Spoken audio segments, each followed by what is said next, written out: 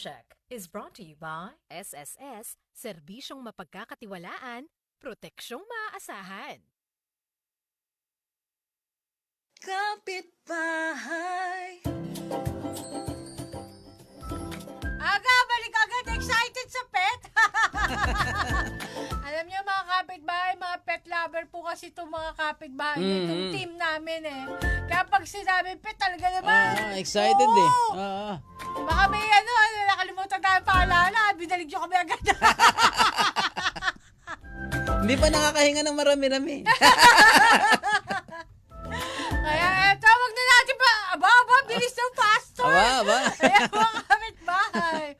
May mga fans na agad si si Isko Kaya eto na tayo para sa ating bidang pet.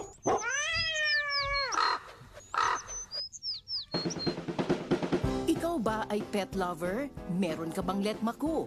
Cute, clingy, pabebe, o may pet problem?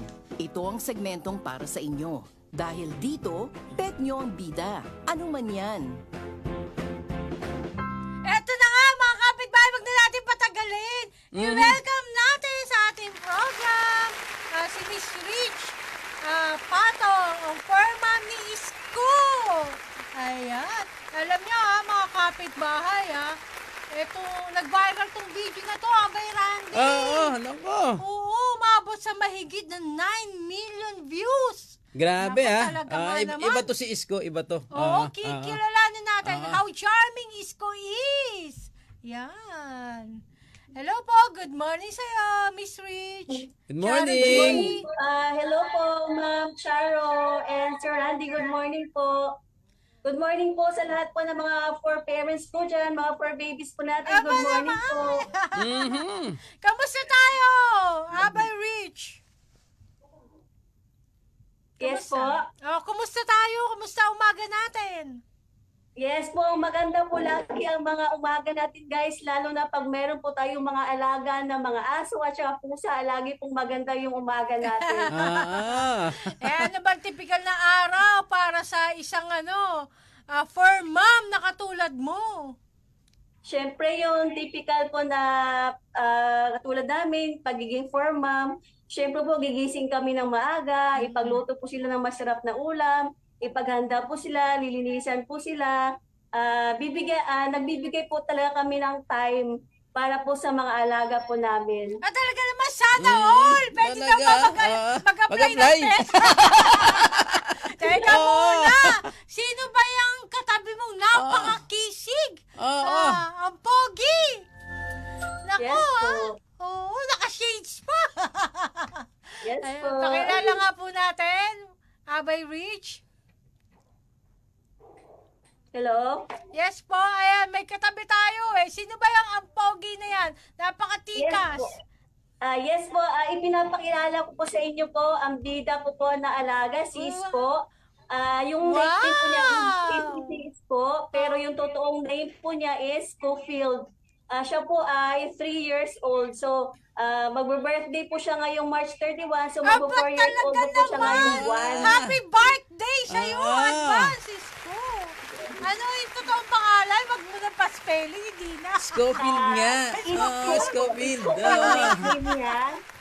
Tapos, Schofield po yung totoong name niya, Schofield. Nakuha po namin siya sa movie na Prison Break. Wow! Foreign Juran talaga. Pang Hollywood. Ayan, si Isko. Anong breed po ni Isko? Abay Si Rich. Isko po is American Pitbull Terrier po si Isko.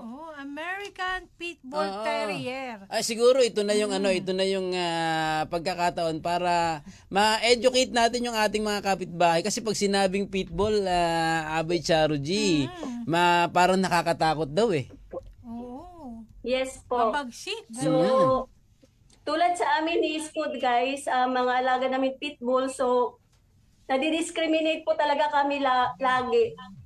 Alam na pag namamasyal po kami sa park, namamasyal po kami sa mga malls.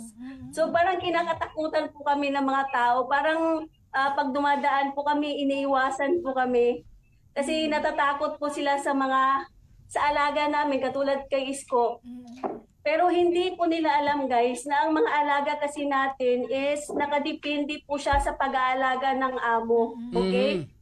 Kung mabait po yung amo, syempre mabait po yung mga alaga natin. So, kung paano po pinalaki natin yung mga alaga natin is ganun din po sila, ganun po din yung mga ugali nila paglaki. So dapat guys, hindi nyo po kami dapat katakutan yung may mga alaga ng pitbull kasi lahat naman ng aso pwedeng maging aggressive at saka pwedeng maging mabait. So, depende na po talaga yan sa magiging owner kung paano nila palakihin yung mga alaga nila. So, since mabait kami, mabait po yung baby isko namin. So big Yes. naman. Cool na cool, no? Oo nga. Isko, meron Oo. mga kapatid dyan, shades mo. Yes po, meron po. Ano po sila ngayon? Nasa 7 po sila ngayon. Aba! Yes, kasi may anak po yung asawa niya ngayon kaya dumami. Oo.